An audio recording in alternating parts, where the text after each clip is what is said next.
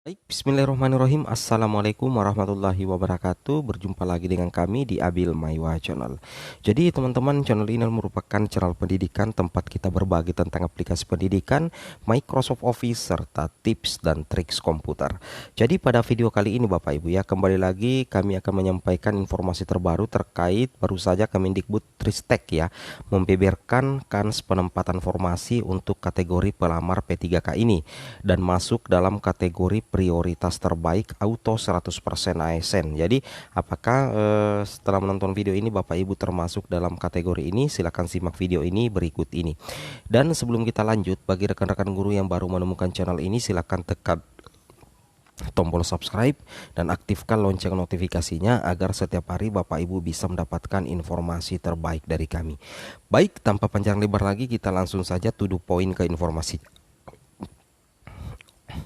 Jadi di sini Bapak Ibu ya, kita kembali lagi dulu di tabel ini, sumber dari Usman Ogi. Di sini peserta P3K tanpa ikut tes tahun 2022. Jadi inilah pelamar-pelamar priori, inilah pelamar-pelamar P3K tahun 2022 nantinya, yang terbagi dalam 4 kategori. Yang pertama itu adalah prioritas 1, itu tanpa tes, menggunakan hasil tes P3K tahun 2021. Kemudian prioritas 2 juga tanpa tes, belum ikut tes P3K 2021, itu THK 2, belum lulus PG 2021 dan menjalani verifikasi dan validasi oleh Kemendikbudristek. Kemudian prioritas 3 Bapak Ibu ya, itu juga tanpa tes. Yang mana yang masuk dalam kategori prioritas 3 itu adalah guru non ASN negeri yang terdaftar di Dapodik, masa kerja minimal 3 tahun. Akan menjalani verifikasi dan validasi juga oleh Kemendikbudristek. Dan yang keempat itu adalah pelamar umum yang terdiri dari lulusan PPG, pelamar yang terdaftar di Dapodik. Ini ikut tes kompetensi Bapak Ibu ya, melalui tes CAT UNBK, dan bagi yang memiliki Serdik itu akan mendapatkan afirmasi 100%. Seperti itu Bapak Ibu ya. Oke. Ini HP lowbat Bapak Ibu ya, tapi tidak menyurutkan niat kami untuk membuat konten. Jadi inilah yang resmi Bapak Ibu ya, yang akan ikut tes di yang akan mengikuti seleksi di tahun 2022, yang sudah terdiri dari 3 kategori tanpa tes dan 1 kategori yang harus ikut tes kompetensi. Nah, untuk lebih jelasnya lagi, kita langsung lanjut saja ke kans penempatan prioritas ini Bapak Ibu ya. Nah, di sini Bapak Ibu harus ketahui dulu bahwa ada perubahan mekanisme rekrutmen seleksi P3K 2022, yang mana di sini ada 6 poin utama yang Bapak Ibu harus ketahui. Yang pertama itu bahwasanya Pemda membuka formasi berdasarkan kompetensi ya, baik yang passing grade maupun observasi. Kemudian yang kedua adalah formasi melekat pada guru di sekolahnya. Jadi misalkan ada guru yang memiliki formasi linear di sekolah induk, memiliki formasi di sekolah induk, nantinya itu wajib untuk mendaftar di sekolah induk Bapak Ibu ya. Kemudian diikuti oleh guru yang saat ini aktif di Dapodik ya. Jadi guru yang bisa ikut seleksi P3K ya, yang masuk prioritas itu sudah terdaftar di Dapodik tentunya. Tidak terjadi mutasi Bapak Ibu ya, atau rotasi pergeseran. Nah, jadi intinya di sini tidak ada pergeseran. Sekali lagi admin katakan tidak ada rotasi, mutasi, tidak ada pergeseran-geseran Bapak Ibu ya, seperti itu. Dan yang berikutnya adalah kompetensi mempertimbangkan dimensi kompetensi profesional, kemudian pedagogik, sosial, dan kepribadian, menggunakan metode background check penempatan ya, seperti itu, dan observasi. Nah, inilah perubahan mekanisme seleksi P3K di tahun 2022 Bapak Ibu ya. Oke, kita lanjut lagi. Nah, di sini Bapak Ibu bisa perhatikan sedikit bahwasanya ini adalah lini masa rekrutmen P3K guru tahun 2022, yang mana guru yang lolos passing grade itu berjumlah 193.954, sedangkan formasi yang diajukan oleh Pemda baru mencapai 343.631. Berarti belum bisa mengcover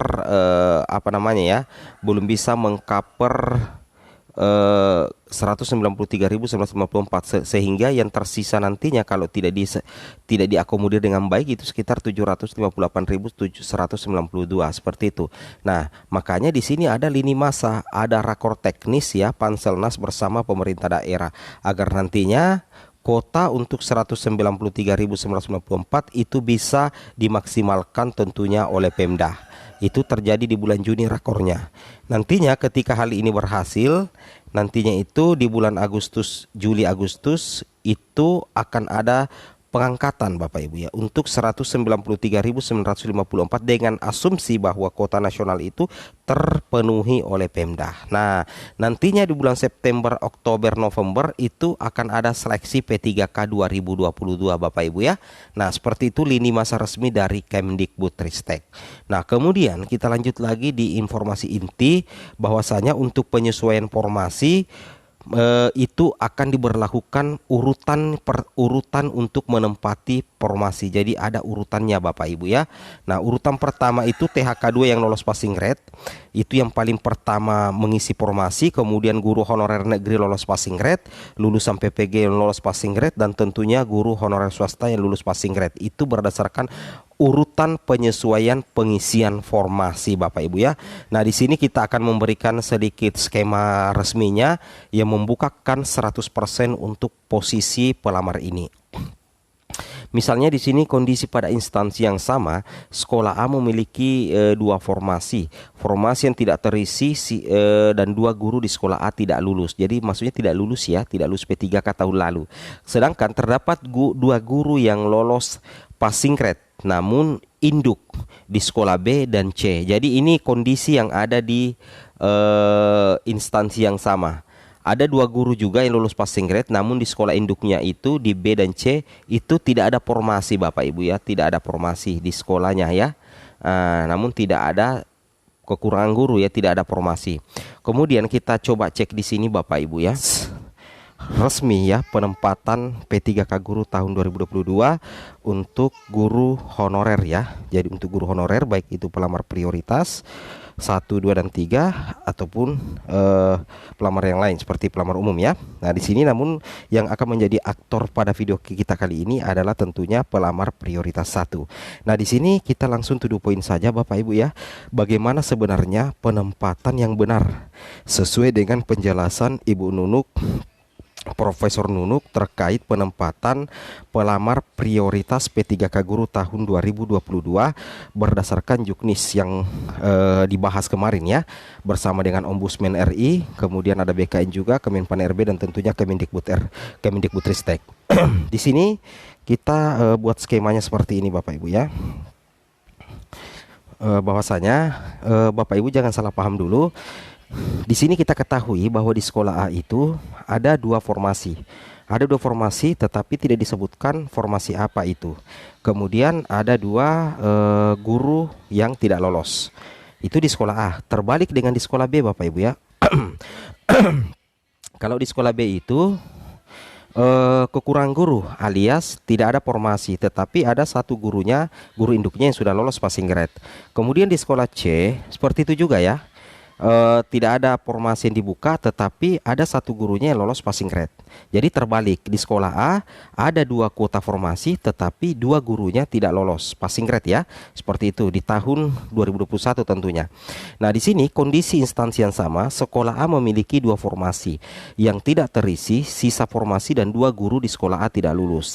Terdapat dua guru yang lolos passing grade namun induk di sekolah B dan C kekurangan guru. Nah, mohon maaf buat rekan-rekan penonton kami bahwasanya yang barusan video yang sebelumnya sebelum dari video ini itu ada kesalahan ya. Kami membahasnya terbalik. Mohon maaf ya. Ini yang benar. Nah, di sini kita lihat bahwa aturan dari mekanisme perubahan seleksi P3K 2022 itu tidak ada pergeseran Bapak Ibu ya. Itu tidak ada pergeseran. Baik guru honorer induk yang tidak lolos passing grade itu tidak bisa digeser. Jadi logikanya apabila guru lolos passing grade ini mendaftar ke sekolah A itu tidak bisa. Guru yang ada di sekolah C yang lolos passing grade mendaftar di sekolah A itu tidak bisa Bapak Ibu ya. Karena kenapa?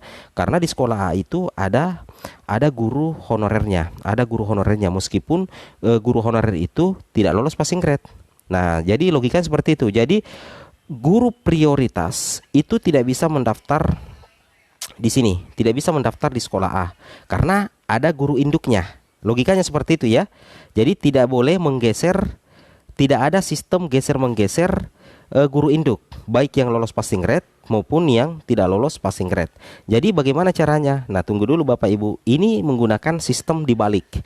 Nah, jadi intinya seperti ini. Ada perubahan formasi. Di sini ada perubahan formasi di sekolah B, di sekolah A ke sekolah B, dari sekolah A ke sekolah C. Jadi logikanya seperti ini. Formasi yang ada di sekolah A itu ditarik masuk ke sekolah B, sehingga nantinya guru lolos passing B bisa mendapatkan formasi dari sekolah A, tetapi guru passing grade yang ada di sekolah B itu tidak mendaftar di sekolah A, tetapi formasinya yang ditarik masuk ke sekolah B. Logikanya seperti itu ya. Jadi ilustrasinya seperti itu karena ada perubahan formasi. Begitu juga yang di sekolah C, formasi yang ada di sekolah A ditarik masuk ke sekolah C, sehingga bisa didapatkan atau sekolah C mendapatkan kuota formasi. Jadi guru yang lolos passing grade di sekolah C itu bisa mendapatkan formasi di sekolah C dengan menarik formasi atau kuota yang ada di sekolah A. Nah, jadi bagaimana nasib yang di sini?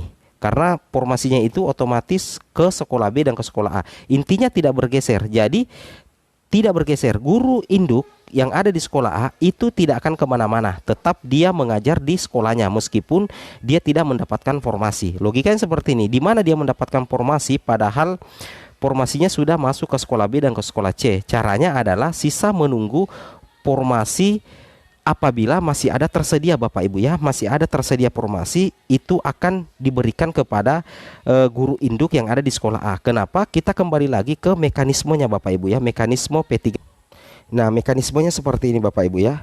Jadi seperti ini, perlu Bapak Ibu ketahui, ini berlaku untuk prioritas 1 dan 3. Tadi kan formasi yang ada di sekolah A itu masuk ke sekolah B dan sekolah C yang diisi oleh pelamar prioritas 2, prioritas 1 tanpa menggeser guru induk yang tidak lolos passing grade. Nantinya bagaimana caranya untuk yang 2 guru ini tadi yang tidak lolos passing grade mendapatkan formasi? Tentunya menunggu Bapak Ibu ya. Apabila masih tersedia formasi, ketika penempatan lulus passing grade itu sudah selesai, nantinya akan dibuka seleksi kesesuaian verifikasi jika masih tersedia, dan itu nantinya untuk memilih formasinya itu nantinya akan by sistem Bapak Ibu ya. Akan ada di sistem nantinya sekolah yang masih tersedia kebutuhannya untuk pelamar prioritas yang kedua. Nah, seperti itu Bapak Ibu ya. Oke, mungkin cukup sampai di sini informasi dari kami. Assalamualaikum warahmatullahi wabarakatuh.